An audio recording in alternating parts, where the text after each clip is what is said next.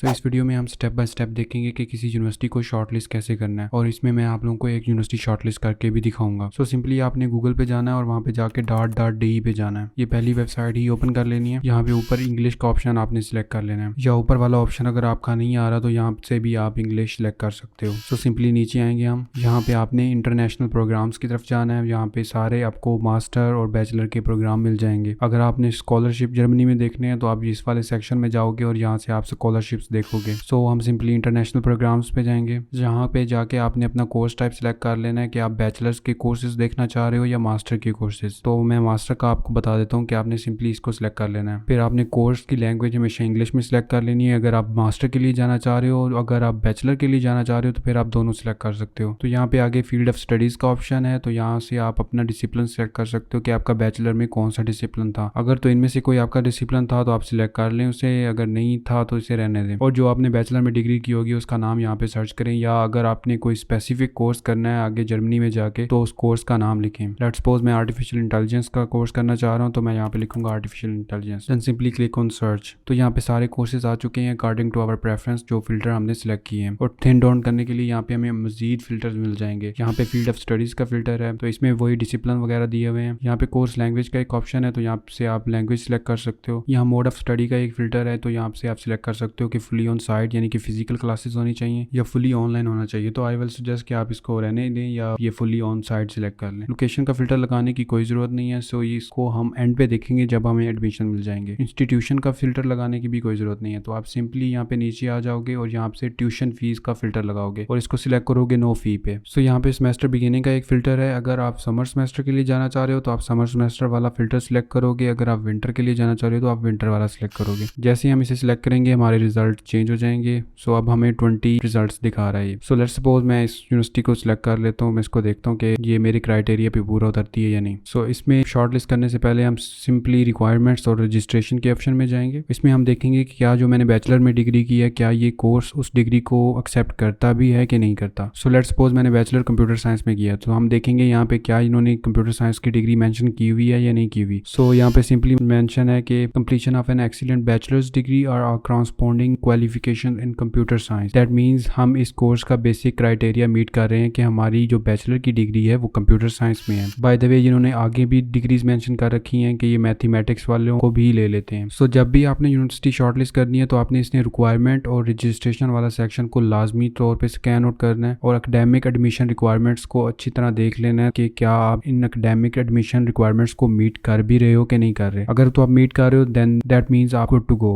उसके बाद हम देखेंगे कि हमें इस कोर्स में एडमिशन लेने के लिए कितनी लैंग्वेज की रिक्वायरमेंट चाहिए। तो ये यहाँ पे लिखा हुआ है कि हमें language proficiency certificate of at least B2 level चाहिए, यानी कि हमें 6 बैंड्स लाजमी चाहिए आर्ट्स में। सो बाय द वे कुछ यूनिवर्सिटीज ये भी मेंशन करती हैं कि अगर आपकी बैचलर की डिग्री इंग्लिश में थी तो आप इंग्लिश प्रोफिशिएंसी सर्टिफिकेट हमें दे दो, जो कि आपका डिपार्टमेंट या आपकी यूनिवर्सिटी आपको बना के दे देती है कि यार इस बंदे ने इंग्लिश में ही बैचलर की है। सो इसमें आप मजीद बाकी रिक्वायरमेंट्स भी देख लोगे कि यार ये रिक्वायरमेंट्स भी मैंने बनानी है, जो कि बाकी सॉफ्ट रिक्वायरमेंट्स हैं, जैसे कि CV जो कि आप यूरोपास पे बना लोगे, लेटर ऑफ मोटिवेशन जो वेरी इंपॉर्टेंट है क्योंकि German universities mostly letter of motivation पे बहुत फोकस रखती हैं, तो ये आपने अच्छा सा बना लेना है। फिर ये यूनिवर्सिटी सर्टिफिकेट उन्होंने मेंशन कर रखा है जो कि आपकी बैचलर की डिग्री होगी, और उन्होंने आगे मेंशन भी कर रखा है कि in case you don't have your bachelor degree at the time of applying to FAU, तो आप यूनिवर्सिटी से एक लेटर बनवा के उन्हें भेज दोगे कि आपको डिग्री जल्दी ही मिलने वाली है और आप कुछ अरसे के बाद यूनिवर्सिटी को वो डिग्री भेज दोगे। ये सारी रिक्वायरमेंट्स स्कैन आउट करने के बाद हम नीचे आएंगे, हम एप्लीकेशन की डेडलाइंस देखेंगे। तो ये उन्होंने समर सेमेस्टर के लिए डेडलाइंस मेंशन कर रखी हैं और नीचे इन्होंने विंटर सेमेस्टर के लिए डेडलाइंस मेंशन कर रखी हैं। और कुछ जगह पे यहाँ पे EU और नॉन EU डेडलाइंस मेंशन होती हैं। EU का मतलब होता है कि जो यूरोप में ऑलरेडी रहते हैं उनके लिए ये डेडलाइन है, और जो नॉन यूरोपियन कंट्रीज के अप्लाई कर रहे हैं उनके लिए डिफरेंट डेडलाइंस होती हैं। तो आपने ये चीज लाजमी ख्याल रखनी है कि आप नॉन EU वाली डेडलाइन को फॉलो करो। उसके बाद हम नीचे देखेंगे कि हमने एप्लीकेशन कैसे सबमिट करनी है। तो यहाँ पे क्लियरली मेंशन है कि आप यूनिवर्सिटी के पोर्टल पे ही अप्लाई करो। दैट मीन्स आप फ्री ऑफ कॉस्ट अप्लाई कर सकते हो। अगर यहाँ पे यूनी असिस्ट मेंशन होता तो आप यूनी असिस्ट के थ्रू अप्लाई करते, जिसकी फीस है। पहली एप्लीकेशन के लिए यूनी असिस्ट 75 यूरो चार्ज करती है और सेकंड एप्लीकेशन के लिए 35 यूरो। कुछ केसेस में यहाँ पे मेंशन होता है कि आप VPD के थ्रू अप्लाई करोगे, वो मैं मजीद आगे कोर्स में आपको बता दूंगा कि VPD क्या होता है और यूनी असिस्ट के थ्रू कैसे अप्लाई करना है। उसके बाद आपने सिंपली यहाँ कॉस्ट और फंडिंग के सेक्शन में देख लेना है कि इस कोर्स में सेमेस्टर कंट्रीब्यूशन फी कितनी है हमारे पास और वहाँ पे रहने का मंथली एक्सपेंस कितना होगा। बाय द वे ये एक्सपेंस उन्होंने ऐसे ही एग्जैजरेट करके लिखा होता है, इतना एक्सपेंस वहाँ पे होता नहीं है। एक्सपेंस टोटली डिपेंड करता है कि आप किस सिटी में हो। अगर आप बड़े सिटी में होंगे तो आप आपके एक्सपेंस ज़्यादा होंगे क्योंकि आपका रेंट बहुत ज़्यादा होगा, आपका खाने की थोड़ी चीज़ें भी महंगी होंगी। अगर आप छोटे टाउन वगैरह में रहते हो तो आपका एक्सपेंस भी बहुत कम होगा। लेकिन अगर छोटे सिटी में होंगे तो आपको फिर जॉब्स भी कम मिलेंगी, और अगर आप बड़े सिटी में होंगे तो आपको जॉब्स भी बहुत रेगुलरली मिल जाएंगी, पार्ट टाइम जॉब्स। ये चेक करने के बाद अगर आप इंटरेस्टेड हो तो कोर्स की डिटेल्स देख लो, वरना you are good to go.